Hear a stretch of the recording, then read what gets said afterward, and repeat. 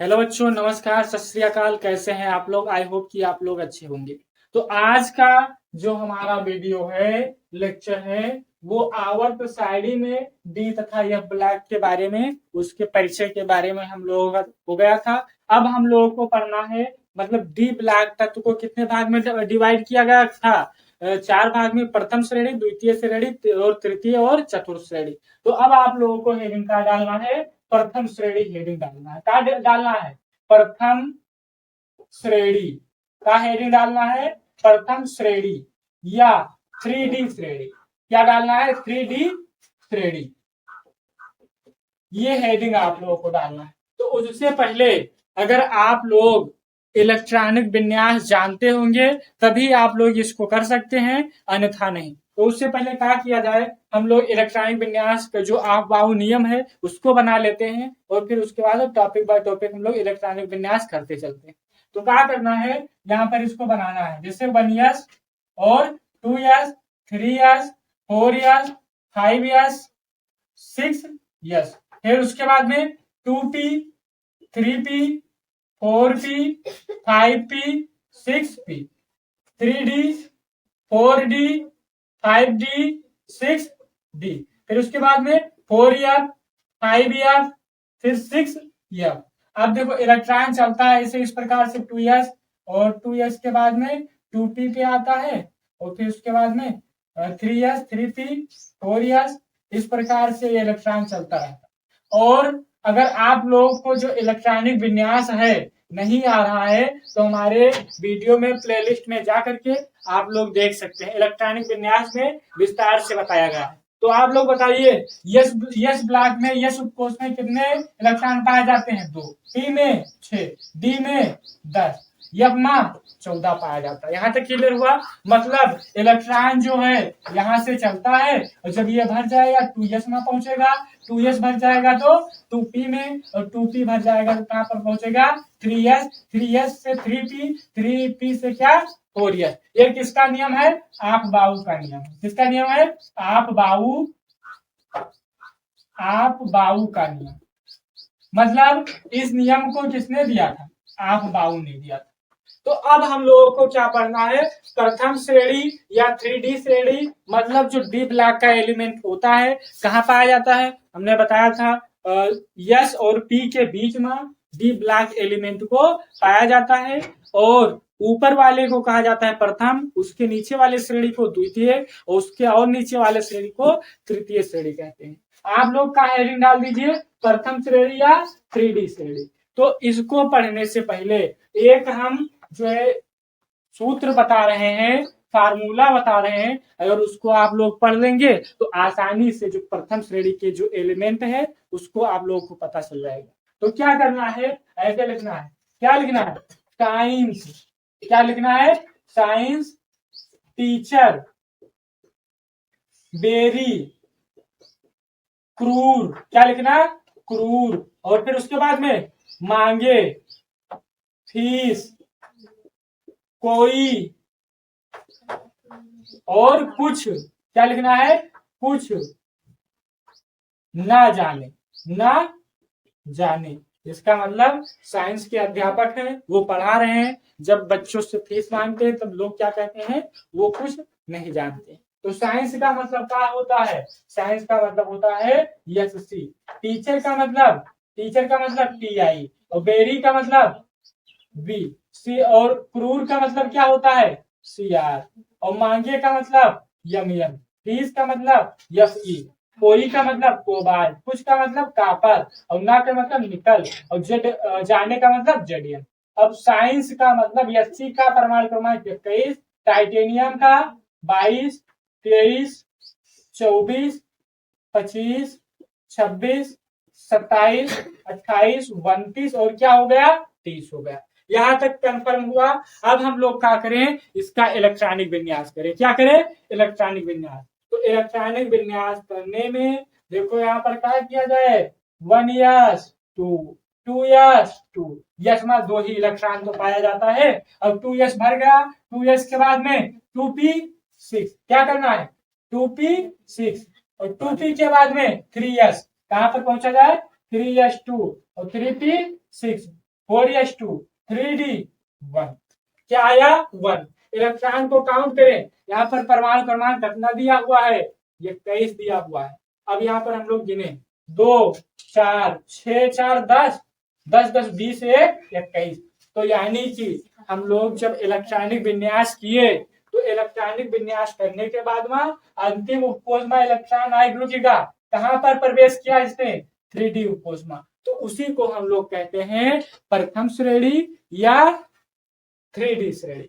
तो प्रथम श्रेणी या 3D श्रेणी आप लोगों को समझ में आया। आइए समझते हैं कैसे इसका डेफिनेशन जो है लिखना है। कैसे लिखना है कि वह तत्व जिनका इलेक्ट्रॉनिक विन्यास करने पर क्या होता है, इलेक्ट्रॉन अंतिम उपकोष अंतिम 3D उपकोष में प्रवेश करते हैं, तो उसे क्या कहते हैं, प्रथम या 3D श्रेणी कहते हैं। समझ में आया। मतलब इसका डेफिनेशन कैसे लिखना है, कैसे लिखना है, वह तत्व जिनका क्या करने पर, इलेक्ट्रॉनिक विन्यास करने पर, इलेक्ट्रॉनिक विन्यास करने पर क्या होता है, इलेक्ट्रॉन अंतिम कहां पर प्रवेश करता है, 3D उपकोष में प्रवेश करता है, उपकोष में प्रवेश करता है, प्रवेश करता है, तो उसे क्या कहते हैं, तो उसे क्या बोलेंगे, उसे प्रथम श्रेणी के तत्व बोलते हैं। क्या बोलते हैं, प्रथम श्रेणी के तत्व बोलते हैं। यहां तक कंफर्म हुआ। अब हम लोग इसका क्या करें, इलेक्ट्रॉनिक विन्यास पूरा करें इसका।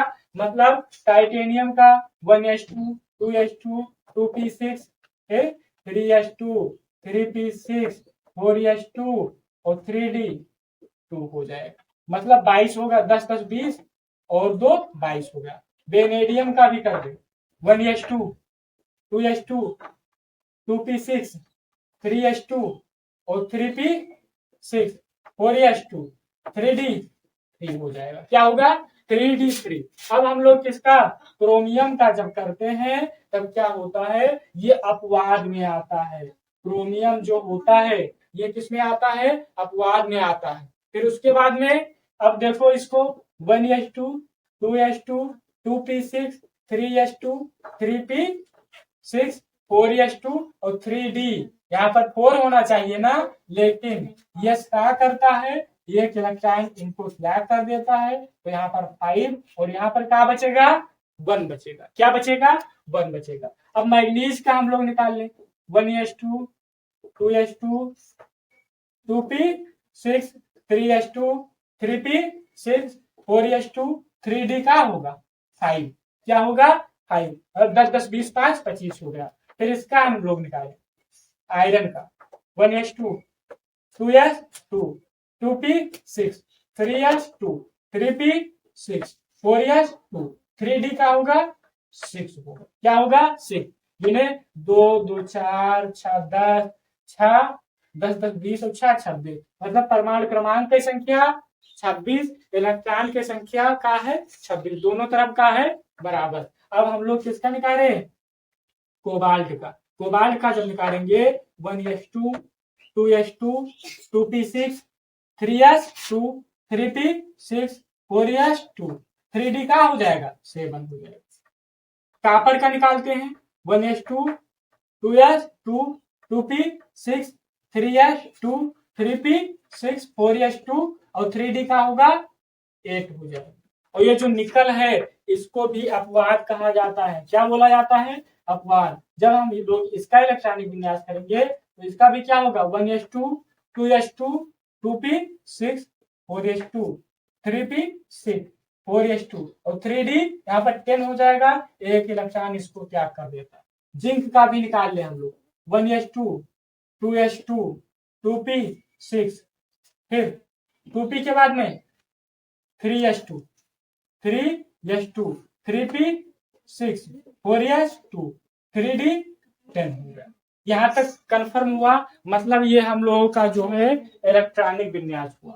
और इलेक्ट्रॉनिक विन्यास हो गया, अब हम लोग क्या पढ़ लेते हैं, ऑक्सीकरण अवस्था। ऑक्सीकरण अवस्था क्या होता है इसके बारे में हम लोग समझते हैं। ऑक्सीकरण संख्या जो इस रेडियम की क्या होती है और टाइटेनियम का होता है, उसके बारे में हम लोग पता करें।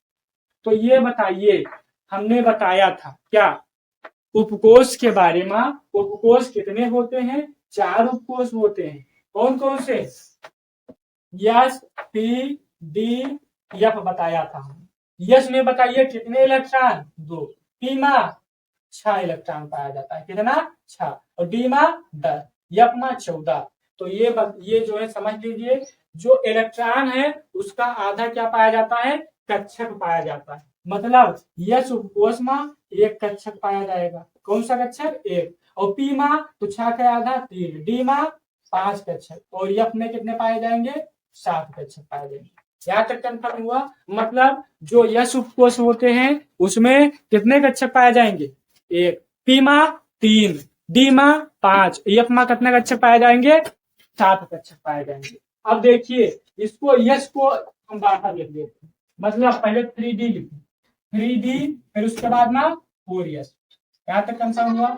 मतलब पहले क्या किया आपने? 3D, फिर उसके बाद 4S। अब ये डी के पास कितने इलेक्ट्रॉन? एक। और यस के पास 2। यस में कितने इलेक्ट्रॉन पाए जाएंगे? डी में कक्षक कितना भर दिया जाए हम लोग? 1 2 3 4 और 5 कक्षक हो गए। यस में एक कक्षक पाए जाएंगे। इलेक्ट्रॉन की संख्या 2, 1 2। इसमें कितने? 1। मतलब डी में एक ही तो इलेक्ट्रॉन है, तो एक इलेक्ट्रॉन डी में हमने क्या कर दिया? भर दिया। अब देखो हम लोग क्या करें? ऑक्सीकरण संख्या डाल दो। क्या डालना है? ऑक्सीकरण संख्या। तो ऑक्सीकरण संख्या इसकी क्या होगी? जो स्कैंडियम है, स्कैंडियम मतलब एससी का 21 होता है, तो इसकी ऑक्सीकरण संख्या बाहर +2, फिर +2 1 3 हो गया, तो प्लस में होता है। मतलब जो स्कैंडियम होता है, स्कैंडियम का ऑक्सीकरण संख्या का होता है +2 +3 होता है। फिर उसके बाद में अब किसका निकाले? Titanium Ti। 3D कर दिया हमने, और 4S। डी में कई इलेक्ट्रॉन पाएगा? 2 2। कक्षक कितने होंगे? 5। 1 2 3 4 5 हो गया। इलेक्ट्रॉन यस में 2, 1 2 1 2। इसमें ऑक्सीकरण संख्या का होगा +2। क्या होगा? +2 +3, मतलब +3 हो गया, और +4 ये जो हो गया इसकी ऑक्सीकरण संख्या। फिर उसके बाद में क्रोमियम Cr का हम लोग निकाले। किसका? Cr का। Cr परमाणु क्रमांक 23। अब 3D यहाँ पर क्या रहेगा? 3। और 4S होता है। डी में कितने इलेक्ट्रॉन? कितना इलेक्ट्रॉन है डी में? 3। और यस में 2 इलेक्ट्रॉन है। कितने हैं? 2। 1 2 हो गया, 1 2 3 हो गया। अब इसमें ऑक्सीकरण संख्या बताइए क्या होगा? यहाँ पर 2 है, तो हमने +2 कर दिया, और यहाँ पर 1 है, तो 2 1 3 +2।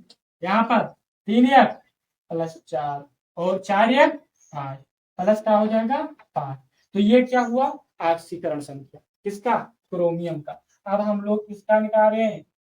वेनेडियम का निकाले हम लोग। किसका? वेनेडियम। तो वेनेडियम के बाद Cr, क्रोमियम का 24 होता है, और हमने बताया था इसमें अपवाद भी बताया था। डी में करना इलेक्ट्रॉन 5, यस में 1। तो ये देखिए 3D 5 कर दिया, 4S का कर दिया 2। डी में कितने कक्षक पाए जाएंगे? 1 2 3 और 4 5 होगा। ठीक। इलेक्ट्रॉन कितने? 5। 1 2 3 4 5, यस में 2 1 2। तो ये बताइए जो इसकी ऑक्सीकरण संख्या है, ऑक्सीकरण संख्या क्या होगी? यहाँ पर कितने इलेक्ट्रॉन बचे थे? ये क्या कर दिया ना, मतलब जहाँ Cr 24 में है, यस के पास एक के रहा, तो एक हमने ये जो है क्लॉकवाइज हमने भर दिया इलेक्ट्रॉन। अब +1 +2 +3 +4 +5, प्लस क्या हुआ? 5, और प्लस क्या कर दे? 6 कर दे। फिर उसके बाद में क्रोमियम के बाद में हम लोग किसके बारे में पढ़े? मैग्नीज, यमियन के बारे में। इसके यमियन का होता है 25। अब ये बताइए इसमें कितने कक्षक रहेंगे? 5 कक्षक, और 3D हमने कर दिया, 4S कर दिया। मैग्नीज यमियन कहाँ है? यहाँ। डी के पास कितना इलेक्ट्रॉन? 5 हमने। यस के पास 2 इलेक्ट्रॉन यहाँ पर क्या कर दिया हमने? भर दिया। ठीक। और इसके बाद 1 2 3 4 और एक यहाँ पर क्या हो गया 5। अब देखिए आक्सीकरण संख्या क्या होगा +2 +3 +4 +5 +6 +7। ये समझ लीजिए जो आक्सीकरण संख्या होती है 7 से अधिक नहीं होती। अब क्या होंगे जब हम लोग आगे इसका ऑक्सीडेशन स्टेट नंबर निकालेंगे तब क्या होगा घटता चला जाएगा। जो पेयर्ड होते हैं मतलब 2 इलेक्ट्रॉन जहां साथे डी कोष में भरा जाता है उनका हम लोग ऑक्सीकरण संख्या में नहीं गिना जाता। अब क्या किया जाए हम लोग किसका निकाले यम का हो गया फिर उसके बाद में फेरस का निकाल लें। इसको हम निकाल रहे हैं आप लोग नोट भी कर लीजिए। इसको क्या कर दे निकाल दे। अब क्या करना है फेरस का निकाल लें हम लोग किसका निकालें फेरस का। तो फेरस का मतलब आयरन। Fe का परमाणु क्रमांक Fe का परमाणु क्रमांक क्या होता है 26 होता है ना। अब डी के पास में 6 इलेक्ट्रॉन है एस के पास ना। अब देखो इसका भी निकालें 5 हो गया और इसके पास कितने 2 इलेक्ट्रॉन भर दिया हमने 1 2 3 4 और 5 एक बचा तो एक एंटी क्लॉकवाइज हो जाएगा। ऑक्सीकरण संख्या का होगा ये कहा है यहाँ पर +2 कर दी और ये +3 +4 क्या होगा 4 +5 क्या होगा +5 और फिर प्लस क्या होगा 6। तो ये जो हो गया आयरन का ऑक्सीकरण संख्या। फिर उसके बाद में हम लोग किसका निकाले कोबाल्ट किसका निकाले कोबाल्ट CO का होता है 27 और इसमें 3D हमने लिख दिया तो 3D के बाद में 4s और डी माँ का इलेक्ट्रॉन 7 यथ माँ 2। अब इसको भी हम लोग कर लेते हैं कक्षा कितने 5 1 2 3 4 5 6 7 इसमें कितने 2 इलेक्ट्रॉन 1 2 ऑक्सीकरण संख्या कहाँ होगी इसकी +2 होगा +3 होगा और प्लस क्या होगा 4 होगा +5 ये +3 +4 +5 मतलब जो पेयर्ड होते हैं युग्मित इलेक्ट्रॉन होते हैं उनका ऑक्सीकरण संख्या में हम लोग ऐड नहीं किया जाता है जोड़ा नहीं जाता। ठीक अब क्या किया जाए तो बाद के बाद में हम लोग निकाला जाए कापर के परमाणु क्रमांक 28 होते हैं क्या होते हैं 28 और इसके 3D में कितने इलेक्ट्रॉन है 8 मतलब ये कापर देख लीजिए कापर टी मा 8 है और यस मा करना है 4 कितना है 4। अब क्या करें यहाँ पर 4s 2 कर दें 1 2 3 और 4 5 होगा 1 2 3 4 5 6 7 8 हो गया यस मा कितना है 2। तो ये बताइए ऑक्सीकरण संख्या कितना +2 और +3 +4 मतलब +2 +3 +4 युग्मित इलेक्ट्रॉन का हम लोग नहीं लिया जाता। और ये समझ लो जो युग्मित इलेक्ट्रॉन का होता है और अयुग्मित इलेक्ट्रॉन का होता है मतलब जब 2 इलेक्ट्रॉन एक ही खाना में रहता है तो वह का युग्मित इलेक्ट्रॉन और अयुग्मित किसको कहेंगे मतलब जब एक ही इलेक्ट्रॉन होता है एक खाना में तो वह का कहा जाता है का अयुग्मित इलेक्ट्रॉन। यहाँ तक समझ में आया। अब कापर के बाद में निकल के हम लोग निकाल लिया कैसे निकाला जाए निकल या नाई के कट्टा होगा 32 इसका निकालें तो 3D और ये नाई में देखो कहा ये नाई निकल के पास में डी कोष में कतरा इलेक्ट्रॉन रहा 10 रहा तो हम 10 में रखें प्लस और यहाँ पर क्या होगा 4s का हुआ 1। अब ये बताइए इसकी ऑक्सीकरण संख्या हम लोग निकालें 1 2 3 4 5 हो गया।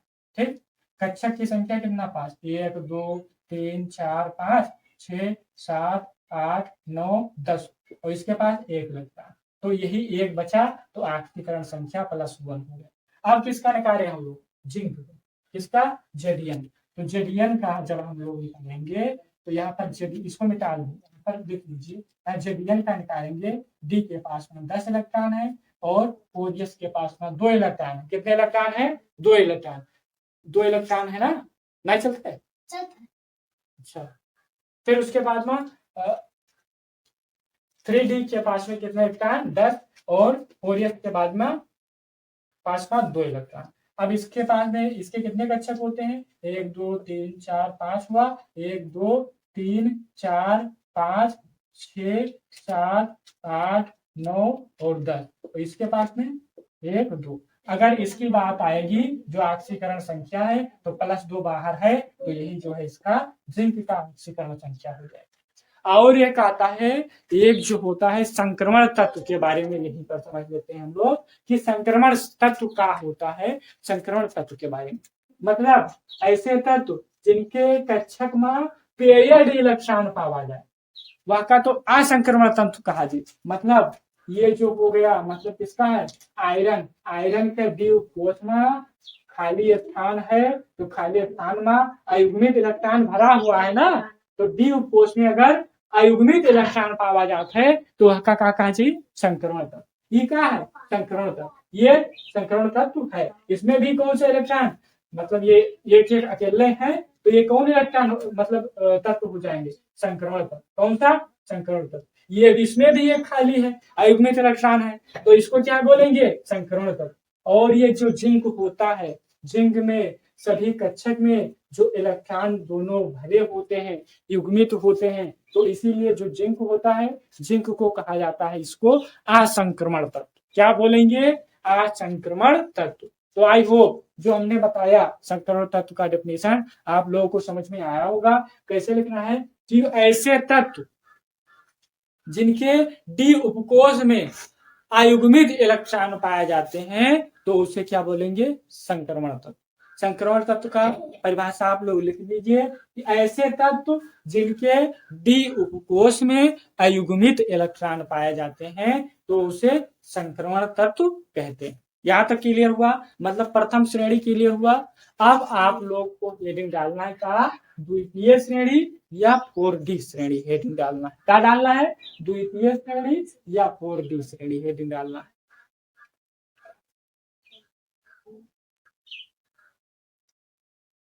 तो इसमें जो आज का लेक्चर बस यहीं तक। अगर हमारा वीडियो अच्छा लगा हो तो लाइक कीजिए, सब्सक्राइब कीजिए और कमेंट कीजिए।